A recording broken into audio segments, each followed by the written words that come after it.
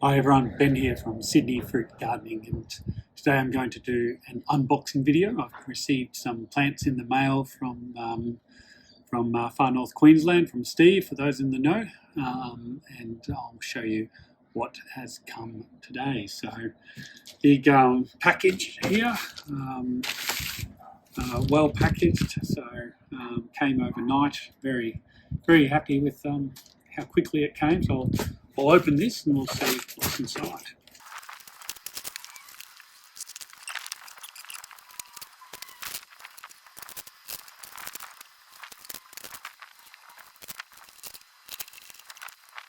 All right, a bit of an effort to get those out of all the sticky tape and all the packaging, but well worth it considering the condition the plants arrive in, and they're always looking healthy. So let's take you through what I've got. A nice little haul here. So this first one, we'll take a close look. You might be able to guess what family it's from. I hope that focuses okay, but this is a Eugenia, and it's Eugenia squamiflora. This produces, I think, some nice tasting orange coloured fruits. I tend to find the Eugenias grow pretty well in the Sydney climate, so I've started collecting a few of these different Eugenias, and really interested to try the fruit. They seem to flower pretty easily. I've got a Eugenia piriformis biolitescens, a hybrid, I think, which is very small and has flowered recently. Of course, the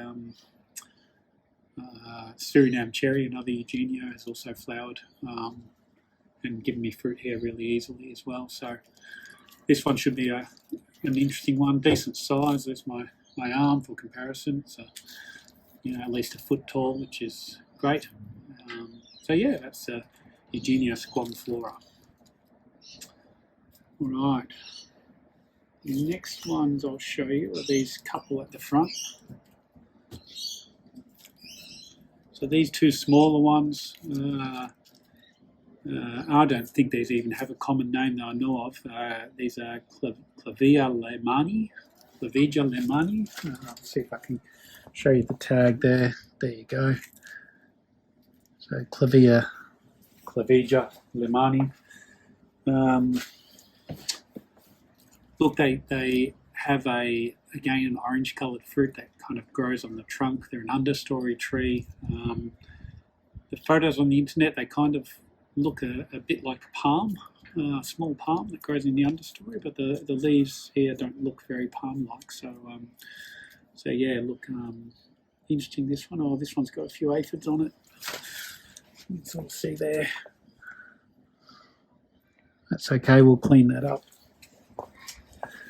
Yeah, so these ones seem to grow upright, small tree for the understory.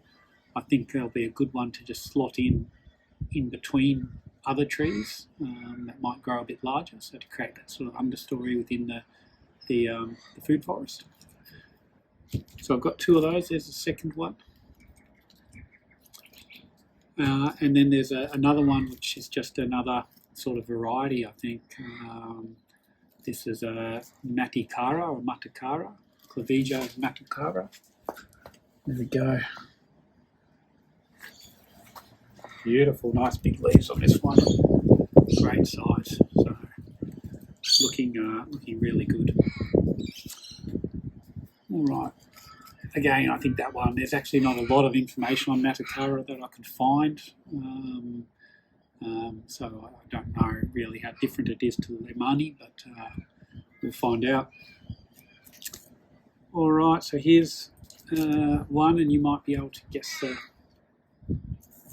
the variety by the leaves. Oops, here we go.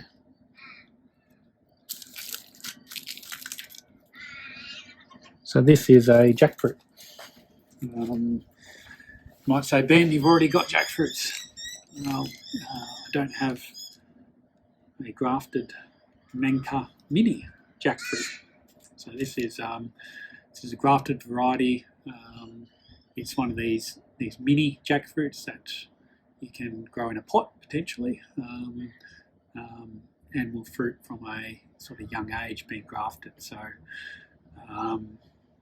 obviously anything to sort of speed up the process in our cooler climate in Sydney. Jackfruit definitely does grow. Some of the challenges people have here is that the fruit doesn't ripen before winter hits and the fruit can go mouldy. So I figure, look, a grafted variety that maybe I can keep in a pot and just put in front of a warm window in my sunroom during winter to enable any fruit to ripen. Or I plant it in the ground, I'm not sure. I do have that small jackfruit seedling which I've started along the fence line. I'll show you a bit later. It's tempting to go and replace that with something that might fruit a bit sooner. But then again, it's also tempting to keep this one in a pot and see what I can do growing it in a pot. Perhaps with a smaller fruit, it could ripen a bit quicker than the big jackfruit varieties. Who knows? So that's another interesting one. Bit of an expensive one, that one being grafted, but I think worth the money considering what considering the earlier fruiting time and the different sort of perhaps enhanced chance of actually getting some fruit here. All right, the last two I wanted to show you are these ones, and I'll move these aside. So these ones are very much pushing the climate zone. I'll show you first, and maybe you can try to guess what they are.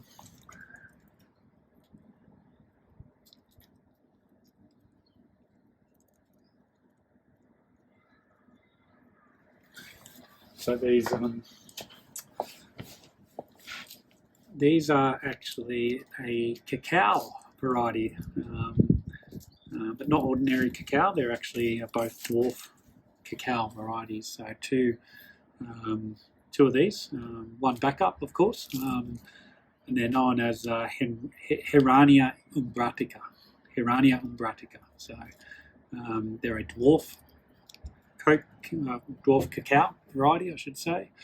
And I think they're known as monkey cacao. They produce smaller pods than the normal Via cacao plant.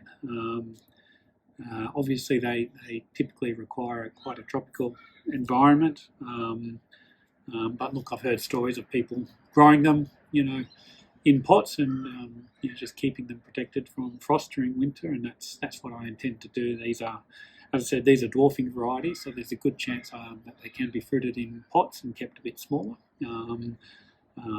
So yeah, look, a bit of a challenge with these ones. No doubt they won't enjoy the Sydney winter, particularly if we get down into the minuses. So we never really get frost here. We do occasionally dip down to -1, -2. I think is the worst I've ever seen. But by and large, we're in a reasonably humid, frost-free climate, there's a good chance these might do okay. So really looking forward to seeing how these go and seeing how successful I can be with cacao in Sydney. So that's that. I might take you around quickly and just show you the other jackfruit variety that I've got in ground, and you might have a view on whether I should replace this one with the Nancar Mini or just try the Nancar Mini in a pot. So this is my little espaliered jackfruit. It's been there probably for a year. It's starting to take off again, although the leaves are already a little yellow. It's starting to take off again for spring, summer. But it is still quite small, so it wouldn't be a huge loss of investment if I replaced it with the grafted variety. Let me know what you think. I do have the bigger jackfruit seedling that I've grown both of these from seed, mind you. So this one's doing pretty well. It's 6 foot now, and doing all right. So I reckon I might grow that Nanka Mini in a pot. When it's bigger, I could actually take a bud off of it and try and graft onto one of these 2 trees. Alright everyone, so that's the unboxing video. Hope you enjoyed, and I'll see you on the next video. I'll keep you up to date as to how these trees go in Sydney. Bye everyone.